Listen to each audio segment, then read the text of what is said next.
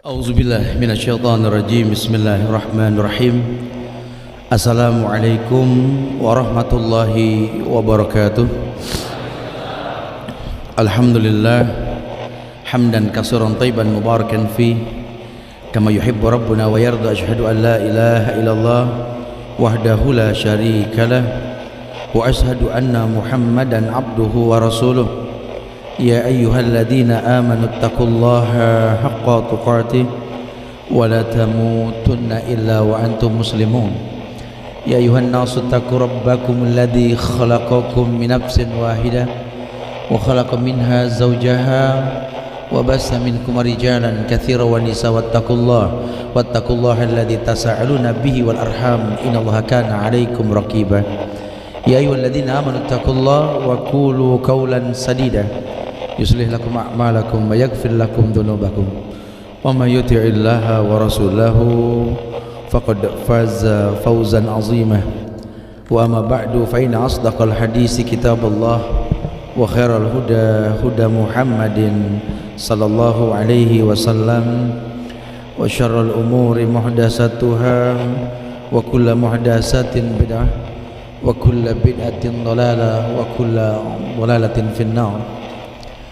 Ma'asyiral muslimin wal muslimat, sidang majelis yang semoga Allah muliakan dunia dan akhirat. Alhamdulillah, kita bersyukur kepada Allah dan selalu kita bersyukur kepadanya karena Allah telah berikan kemudahan buat kita untuk bisa berada di atas fitrah umat Muhammad sallallahu alaihi wasallam. Lalu acap kali didoakan Rasulullah sallallahu alaihi wasallam setiap pagi selama kita berada di atasnya, Allahumma barik li ummati fi bukuriha. Ya Allah, berikan berkah pada umatku di pagi hari. Cuma mungkin umat kan terbagi dua, ummatul dakwah wa ummatul ijabah. Ummatul dakwah, umat yang sudah sampai dakwah cuma belum merespon. Wa ummatul ijabah, umat yang sampai dakwah dan merespon. Entah kita di bagian yang mana, atau mungkin kita merespon tapi dengan cara-cara yang salah. Karena kalau tidak nanti ujungnya jadi khawarij kita. Khawarij itu sejalan-jalannya kilabun nar kata Rasul. Sampai efek buruk dari Abdul Wahab bin Abdurrahman Rustum abad kedua Hijriah di Afrika Utara itu imbasnya sampai sekarang. Orang dibilang Wahabi, betul? Padahal sekarang yang dikaji rujukan kitab Syekh Muhammad bin Abdul Wahab At-Tamimi, Syekh Muhammad At-Tamimi. Ya. Tapi orang menganggapnya karena ada kesamaan rujukan, ya sudah dipukul rata. Sebenarnya musuh-musuh Islam yang pengen seperti itu, merubah yang namanya sunnah jadi ekstremis.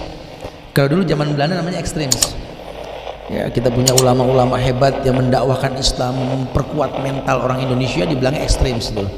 Nah, kemarinya juga sama, bahkan lebih fatal, ekstrim plus Wahabi. Kajian yuk di Blok M Square, Ustadznya mana? Nih lihat tuh. Jenggot Wahabi nih.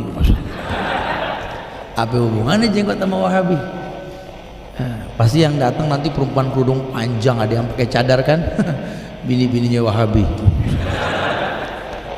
Nyambungnya di mana coba kalau secara ilmiah? Bahwa orang pakai jenggot kan memang perintah Rasul, betul? Waktu sawari pafulliha, tipiskan kumismu, panjangkan jenggotmu. Rasul. Apa urusan sama si Wahab? Enggak ada. Perempuan pakai kerudung panjang pun sama kan, Al-Ahzab 59, An-Nur ayat 31. Bukan Nabi Muhammad yang nyuruh, Allah yang nyuruh. Ini difitnah, sunnah difitnah. Kita nggak usah takut. La yadurukum man dhalla idza hadaitum. Tidak yang membahayakan kalian kalau Allah sudah ridha. Makanya mencari ridha Allah ini penting. Gimana caranya, Ustaz? Salah satunya beriman dengan takdir yang baik. Jadi kitanya yang harus tahu bahwa di atas dunia ini nggak ada yang kebetulan. Tidak ada yang namanya takdir ini kebetulan, tidak ada. Kenapa? Karena memang semua Allah telah atur. Allah telah atur, artinya semua telah Allah jadikan sebuah sabab bahwa Allah tabaraka wa taala, Allah jalla wa ala menginginkan kemuliaan dalam kehidupan sampai orang merasakan bahwa setiap kebaikan itu akan berbuah kebaikan. Ya, hal jazaul ihsan ilal ihsan. Bukankah balasan kebaikan datang dengan cara yang baik? Artinya tidak ada kebetulan dalam hidup ini, tidak ada, karena Allah telah atur semuanya agar manusia paham. Allah mau manusia ini berilmu bahwa dalam kehidupan ini Allah janjikan kemuliaan yang banyak. Kalau memang tidak ada yang kebetulan dalam hidup ini, berarti kita bicara takdir Ustaz. Iya. Ya, Allah betul-betul menginginkan manusia ini berilmu bahwa pada setiap kemuliaan yang dijanjikan ini Allah telah katakan dalam hadis qudsi, innallaha qaddara maqadiral khalaiq qabla yakhluqas samawati wal ard bi khamsina alfasanah. Allah telah berikan takdir, tentukan takdir sebelum Allah ciptakan langit dan bumi, dan masyhur sering dibahas ini supaya manusia tahu bahwa setiap takdir yang telah Allah tentukan ini pada hakikatnya kemuliaan yang dijanjikan. Karena Allahu khaliqu kulla syai' wa huwa ala kulli syai'in wakil. Allah yang mencipta, pasti Allah yang mencukupi. Bahkan dalam sebuah riwayat bahwa hadis qudsi Allah mengatakan, ana inda zanni abdi.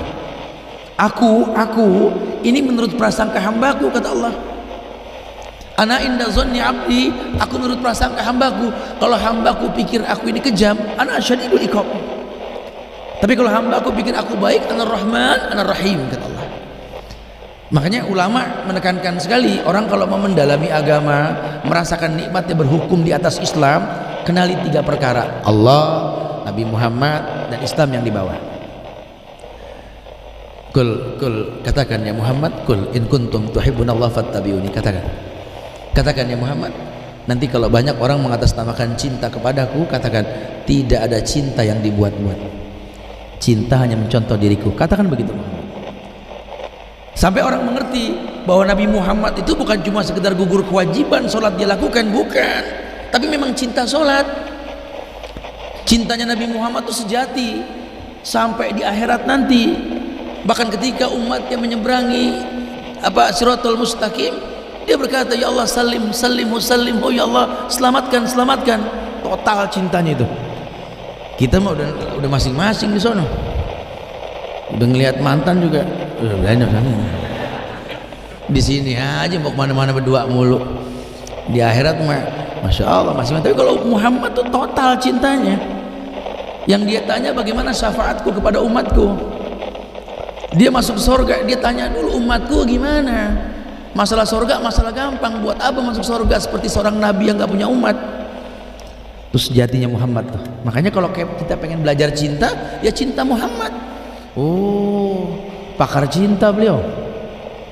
Aisyah bininya tinggal di gubuk. Rumah Rasul kan gubuk ukuran 4x6, kecil banget. Sekarang kuburan beliau tuh nggak gede. Kantong kalau ke museum Madinah besok deh, yang touring Mekah Madinah kita ke sana ntar ya. Itu ngelihat rumah Rasul tuh. Nah tuh ada miniaturnya tuh. Rumah yang cuma gentengnya pelepah korma, rumah yang nggak pakai keramik, apalagi granit, apalagi marmer dari Makassar, enggak ya. Rumahnya sederhana betul. Tidur di atas kasur batu yang dibentuk seperti kasur. Bantalnya cuma tumpukan daun-daun kurma. Di situ Aisyah bilang, baiti jannati, rumahku surgaku. Tuh kalau nggak pandai berkata, bidadari nggak mungkin berkata baiti jannati di rumah yang seperti itu. Coba tes bawa bini ke kontrakan yang begitu. Lu gila, iya gue dibawa kemarin. Tapi Muhammad lihat, karena dia pandai menjelaskan bahwa dunia ini mata'ul ghurur, kenikmatan yang menipu. Sehingga dalam sebuah riwayat dikatakan, kalau aku meminta sesuatu yang indah, maka yang kupikirkan yang buruk. Jadi kalau kasurku seperti ini, tidurku mimpi di kasur yang empuk. Tapi kalau kasurku mewah, mimpiku tidak sebagus apa yang kurasakan sekarang ya. Oh, dia pandai sekali. Dia bikin dunia ini bingung ya. Dunia ini betul-betul terlena dengan Rasulullah sallallahu alaihi wasallam. Bukan dia yang terlena dengan dunia, bukan. Dia tahu Allah telah takdirkan yang baik. Innallaha qaddara maqadiral khalaiq qabla yakhluqas samawati wal ard bi khamsina alfasana. Makanya kalau orang yang beriman dengan takdir baik, efeknya nih, kita bicara efek. Anda beriman dengan takdir baik, dan memang semua takdir baik ya, dan tidak ada takdir yang kejam kecuali perkataan segelintir sutradara-sutradara yang nggak jelas gitu ya. Takdir memang kejam, takdir itu baik. Efek pertama, orang yang meyakini bahwa takdir itu baik akan mewujudkan iman dalam hatinya. Ya, ada di Quran, ada dalam Al-Quran itu orang yang merasakan kesulitan kemudian dia berhusnuzon kepada Allah, maka dia tetap lakukan ibadah dalam kondisi sabar, dan ternyata sabar yang dia miliki karena ibadah yang dia lakukan. Allah katakan dalam Al-Quran, Allah berfirman dalam Al-Quran, wa 'alallahi fatawakkalu in kuntum mu'minin, di surat Al-Maidah ayat 23 itu nggak salah ya? Al-Maidah ayat 23 dikatakan bahwa wa 'alallahi fatawakkalu in kuntum mu'minin, dan bertawakallah kepada Allah kalau kamu beriman. Artinya kamu bisa bertawakal dalam hidupmu karena kamu tahu Allah nggak mungkin zalim. Makanya kata ulama, kita berhusnuzon dengan takdir, maka takdir baik itu akan memberikan dampak pewujudan iman dalam diri kita. Ya, dia husnuzon, ini Pak Tani ini bukan orang kaya ketimbang para pengusaha di kota. Kadang dia kesulitan beli pupuk, dapat pupuk kadang panen bingung jual, susah lah ya, anak banyak, sekolahnya gimana nih, bingung. Ternyata Allah bikin anak Pak Tani ini banyakan yang jenius, udah nggak mikirin bayaran sekolah. Tuh gimana dia nggak tawakal, dia nggak ngayal pindah ke kota menjadi orang yang berbeda, karena urusannya bukan dunia, urusannya akhirat. Kalau bakal pindah ke kota anak jadi nggak baik, ngapain? Mendingan dibesarkan di desa dan bisa menaklukkan kota satu waktu nanti dengan agamanya. Masya Allah, saya yakin nggak bakal mati ini Indonesia. Ya, apa sih di Indonesia yang nggak ada? Kita bikin pagar dari batang singkong di belakang rumah buat batas tanah. Ini musim hujan, tiap bulan bikin buntil, betul. Nunggu daun. Subur banget Indonesia ini. Ya aneh kalau orang itu bingung cari makan, Indonesia tuh aneh betul-betul. Udah gitu lucu lagi, ini bumi kita, hasil tambang kita, yang nunggu di atasnya pohon kita, buahnya pun dipetik panen buat kita, malah orang kafir yang ngelola. Aneh ini, kita aneh betul-betul. Makanya orang kafir bebas pasang iklan produk dia tuh, udah gitu pajangannya aneh-aneh lagi semua. Anak bangsa suruh ngelihat semua iklannya perempuan nggak tutup aurat. Ini bumi kita. Nah sekarang kalau rumah kita diacak-acak sama orang berbuat maksiat di atasnya, kita mau diem nggak? Marah. Rumah kan Indonesia, rumah kita. Udah saatnya kita jaga nih Indonesia. Jangan-jangan kita nggak merasa memiliki Indonesia, itu permasalahannya. Kenapa? Karena kita nggak paham sejarah. Harga diri bangsa Indonesia sudah mulai hilang karena nggak paham sejarah. Kita nggak merasa memiliki gitu loh. Kita cuma orang yang berpikir mengambil bukan memberi. Kita nggak punya harga diri, orientasi kita coba bagaimana mengambil bukan memberi, sehingga tumpang tindih orang serakah mengambil hasil bumi, didompleng sama orang kafir. Ya, penjagaan juga enggak. Aneh, saya sih nggak habis pikir kalau ada anak bangsa tuh buang sampah ke sungai, wallahi nggak habis pikir saya. Ini orang kalau dibilang nggak sekolah ya dia sekolah. Buang sampah ke sungai ya kan simple tat, jadi kan udah hilang begitu aja. Hilang no mandek di sono, hilang dari mana? Ente aman di sini, kampung sono banjir. Hujan ini, coba mulai berpikir panjang. Dari mobil lempar gelas air mineral, botol. Ini kan kalau pengendara motor ya Allah kena plastiknya itu bisa jatuh. Saya kadang-kadang nggak habis pikir tuh. Seberapa susahnya meletakkan semua pada tempatnya. Ini pentingnya kita ngaji nih bro. Dengan ngaji kita tahu ternyata membuang sampah pada tempatnya itu pahala. Itu bagian dari iman karena menyingkirkan bahaya. Ya, satu duri yang beresiko kita ambil, kita lempar, itu semua adalah iman. Ilmu menambah dalam diri kita merespon kekurangan. Karena kalau kita diam melihat kekurangan, setan bisu. Ya, negeri ini penuh dengan kekurangan, jangan kurangi cinta kita. Jangan malah berkhilaf, malah tumpang tindih, jangan. Hujatan, cacian makin di antara kita sudah hilangkan, sudah. Permasalahan para ustadz, para ulama bukan masalah kita, sudah. Tugas kita cuma belajar. Kenapa? Harga diri seseorang itu karena belajar. Jangankan satu kota, satu negeri yang banyak pelajarnya, wallahi rumah tangga yang kecil, kalau suami istri rajin belajar diturunkan derajat oleh Allah. Ya. yarfa'illahu alladhina amanu minkum walladhina utul ilma darajat. Kayaknya setelah saya hijrah Ustaz dengan istri, kayaknya banyak banget yang mencibir saya dah Ustaz. Perasaan ente doang. Enggak, makanya belajar yang bener. Anda sih ketika sudah hijrah jadi kaku. Agama kan nggak bikin kaku, agama kan asik. Penghuni surga itu kan qoribin hayyin sahlin, ya, gampang akrab, lembut, mudah, ya, open sama orang. Harusnya begitu, jadi orang seneng. Ini enggak, pas Anda hijrah pagar tinggi, mau pakai Faber lagi. Orang apa ini, rumah ada orangnya enggak sih ya? Kalau dibilang ada nggak keluar, dibilang nggak ada malam terang gitu ya. Kitanya malah nggak mau bergaul, kitanya yang salah. Agama nggak begitu. Ya, kita tahu sistem pemerintahan negeri kita mungkin gak islami, tapi kan orang yang di dalamnya kan orang Islam. Coba kita mulai berdialog, bersahabat, kenal, bagaimana mendakwahkan. Nyari pemimpin juga yang sempurna nggak ada. Di mana pemimpin yang sempurna? Hatta raja di negeri Islam pun nggak sempurna.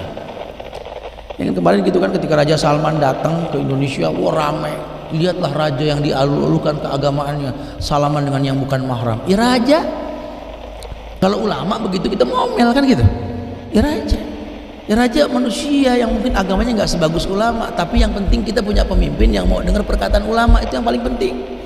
Sekarang alhamdulillah nih, calon-calon wali kota mau dialog sama para ustadz, ya, mendengar keagamaan seperti apa. Alhamdulillah kulihal. Nah, kita sudah punya gubernur Jakarta nih. Mudah-mudahan betul-betul mengangkat pribumi, jangan cuma berteori saja. Tapi kalau nanti kita temukan kesalahan, doakan. Hilangkan kebiasaan mencaci maki, menghujat, hilangkan kebiasaan tersebut. Kalau memang pada hobi turun ke jalan, bahasanya bukan demonstrasi, nasihat untuk ulil amri. Yang turun pun nggak sembarangan orang yang berilmu, datengin gubernur. 10 kiai ya bersama ustadz datang. Assalamualaikum Pak Gubernur. Ya, dia suruh duduk tengah-tengah, kita kelilingin gitu. Kalau nggak lupa nawarin kopi gitu. Jadi nasihat untuk ulil amri, bukan mencaci maki, karena nggak ada mencaci maki orang Islam dari pinggir jalan tuh fasik, membunuhnya kafir. Nggak main-main. Yuk kita jaga negeri kita, jaga kekompakan. Ya, orang-orang yang pengen merusak makin jelas nanti, makin tampak lah kalau sudah begitu. Ya, kelihatan fitnah-fitnah mengatasnamakan sunnah dengan wahabi ekstrim, itu sudah ulah orang-orang yang dikatakan PKI dan Rafidi. Ya, orang-orang yang benci dengan sunnah. Kita nggak pengen seperti itu.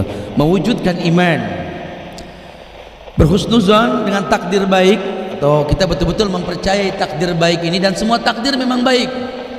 Ya, walaupun memang ada takdir yang buruk, artinya Allah telah tentukan sebuah keburukan, tapi bukan berarti buruk selamanya. Saya pernah punya masa lalu yang buruk, Ustaz. Kayaknya ya Allah nggak adil banget. Astagfirullahaladzim. Ya, antum enak, Ustaz, lahir dari keluarga yang Islami. Ya, orang tua baik, agamanya bagus. Kalau saya kan, Ustaz, ya Allah, Ustaz, untung saya ketemu sama orang, Ustaz. Dulu saya udah dibuang di kantong plastik, Ustaz. Ya kan ditemuin, namanya Allah sayang sama situ, betul? Coba kalau digondol kucing, ya, digedein sama kucing, ya nggak bisa ngomong, meong-meong doang. Ya.